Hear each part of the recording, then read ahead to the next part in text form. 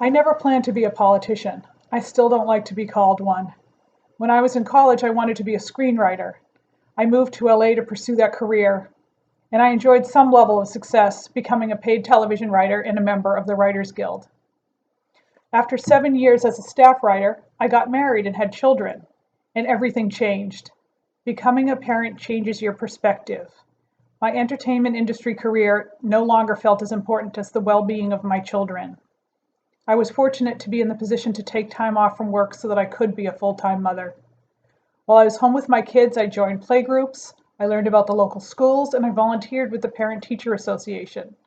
I grew to appreciate all that my community had to offer, and I enjoyed being an active, contributing member of that community. Eventually, all of my children went to school full-time. I was ready to go back to work, but my career had not waited for me. The entertainment industry is largely based in New York and California, and I was raising my family in Massachusetts. Without moving, I didn't have a path back to my old career. But it turned out that that was okay, because my interest in my community had supplanted my interest in my writing career.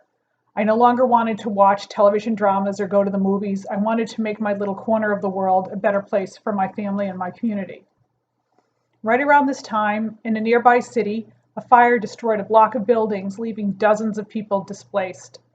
People in my town decided to help by collecting diapers and toiletries for the displaced families. I volunteered to pick up the donated items at the end of the week and bring them to a local charity that was organizing the drive. When I went to pick up the donation boxes, I was stunned to find them overflowing, to the point that I filled my minivan 6 times. This made me appreciate my community even more. So I joined the staff of that charity, Community Giving Tree, collecting gently used cribs and clothing and new toiletries and diapers for families in need. This felt like, and still feels like, important work. We are providing children with clothing, a safe place to sleep, a high chair or a stroller or a baby gate to keep them safe. When I started at Community Giving Tree, we were providing clothing and baby equipment to about 400 kids a year. Last year, we helped 12,000 children, and we continue to help more than 10,000 families a year. One small group of dedicated people really can make a difference. If this is activism, I was hooked on it. I spent my spare time volunteering for other causes. I helped my friend Michelle build a summer park program for children in our town. In 2007, our first year, 70 kids participated.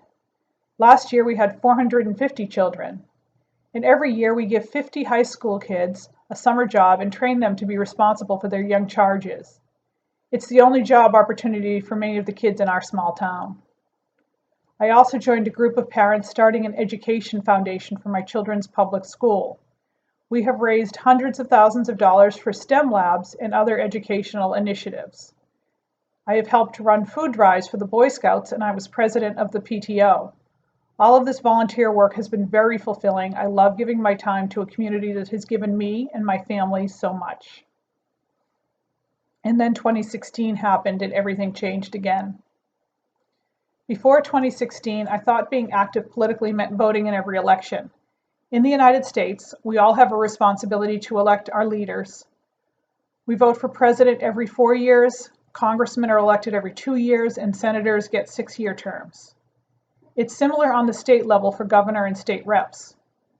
But while I voted in every election, I had never canvassed for a candidate, never phone banked, never even made a political donation, until 2016 when I was motivated to donate to my preferred presidential candidate. Unfortunately, she lost. November 8th, 2016 was a wake-up call for me. The new administration was dismantling everything I believed in: women's rights, health care, human rights. They reversed policies to fight climate change. They separated immigrant families at the border. Honestly, it was so overwhelming that my first thought was to turn off the television and stay away from the news for 4 years. That lasted about a day, and then I decided I had to do something. You don't have to run for office to be an activist. You just have to care about a cause and fight for it. I joined several groups to talk about the causes that matter to us: healthcare, immigration, the environment. Activism can take many forms. You can contact your rep or your congressperson and urge them to pass a specific law that you care about. You can spread the word about your cause through social media and email. If you feel like you're being ignored by your elected officials, you can organize a protest to bring attention to your cause. For example, the Women's March in 2017 put the world on notice that women were not going to sit there and take it while their rights were being undermined. In 2018, students organized the March for Our Lives to protest school shootings and to push for action by our legislature to address this issue. As a result, Massachusetts and several other states passed red flag laws to remove guns from the homes of people deemed to be a threat to themselves or others. In 2019, we had a number of demonstrations about climate change. This led to the introduction of the Green New Deal, a bill introduced in Congress to reduce carbon emissions, advance clean energy, and foster a new industry of green jobs. It has not been passed, so we have a lot of work left to do there.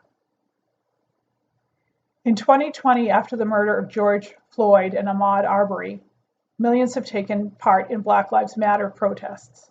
This has already resulted in some states passing police reform measures like banning chokeholds and protecting whistleblowers. On the national level, reform may have to wait until after the election. All of these events felt like they made a difference, joining with other people, showing the decision makers that we the people are a force to be reckoned with, led to real change. Activism works. So why am I trying to be a politician? To cut out the middleman. In 2018, an unbalanced young man with access to guns massacred 17 students and teachers at Marjory Stoneman Douglas High School in Parkland, Florida. As the mother of high school students, and basically as a human being, this event cut me to the core, as had the slaughter of 26-year-olds at Sandy Hook Elementary School 5 years before that. We wanted our elected officials to do something then and to fix the rampant problem of school shootings, but all they did was offer thoughts and prayers. After Parkland, though, students spoke out. These survivors were old enough and passionate enough to voice their fury and not back down. They organized marches. The students across the country organized their own protests, including at my kids' high school. They got pushback from some parents and even from my own state rep who wanted to reverse our state's ban on semi-automatic weapons, saying that it violated gun owners' rights. That's when I decided to run for office. For me, it was about doing something, taking action. As a parent, I felt I had a duty to protect my children, and indeed all the children in my community whom I'd watched grown up at the park program and in my kids' classes and sports teams. Running for office meant putting myself between them and the issues that threatened them. Semi-automatic weapons, lack of funding for schools, the destruction of the environment. Instead of asking my rep to fight for these issues, I decided to fight for them myself. I just had to get elected. In the US, anyone can run for office. You don't need a title or a special degree. You can come from any field. There are a lot of lawyers and also a lot of businessmen. There are state reps who are doctors, realtors, social workers. Why not a former TV writer, part-time nonprofit manager, full-time mom? All I needed was 150 signatures on some official forms. I got the forms, I got the signatures, my name was on the ballot. And then what? Challenging an incumbent is difficult. Everyone knows him, they do not know you. You have to reach out to voters, let them know you exist. You literally have to find them where they live.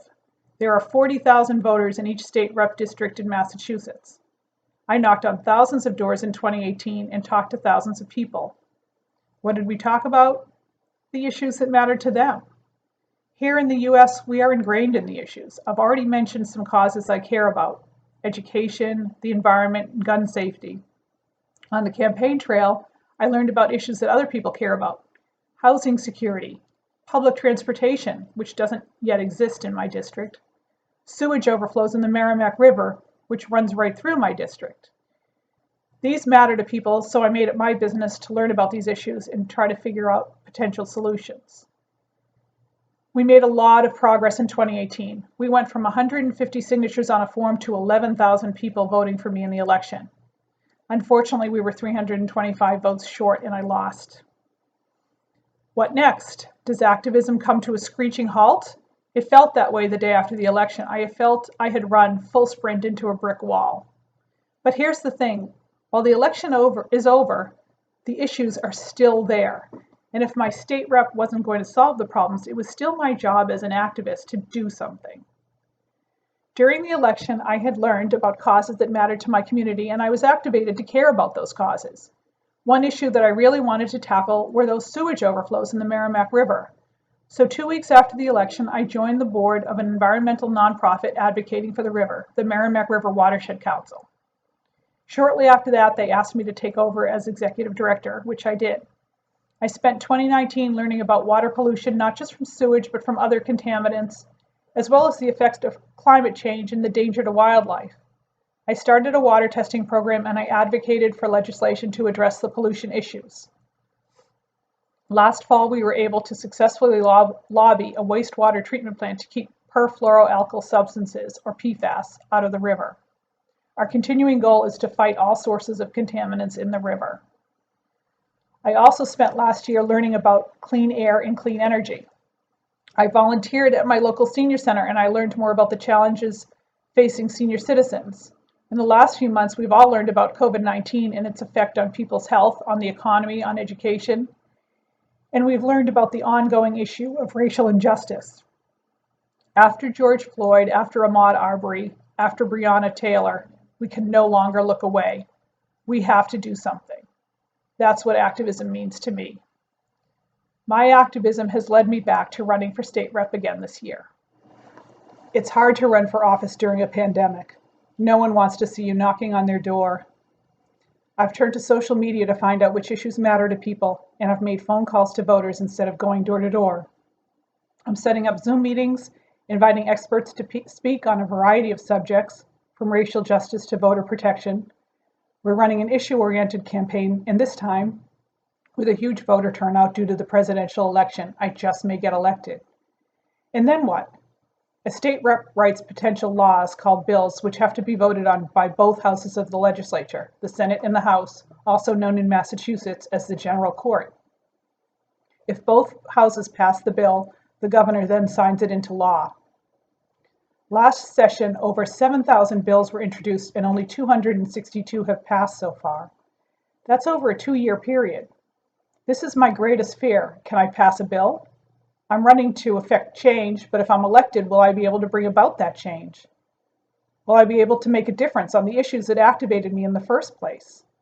The pace of action at the State House is glacial, and I'm talking a pre-global warming glacial, not ice caps melting at a rapid rate glacial. The State House is where activism can meet an impenetrable brick wall. The prospect of inaction is much more terrifying than actually taking action. But I have to try. 262 bills passed last session.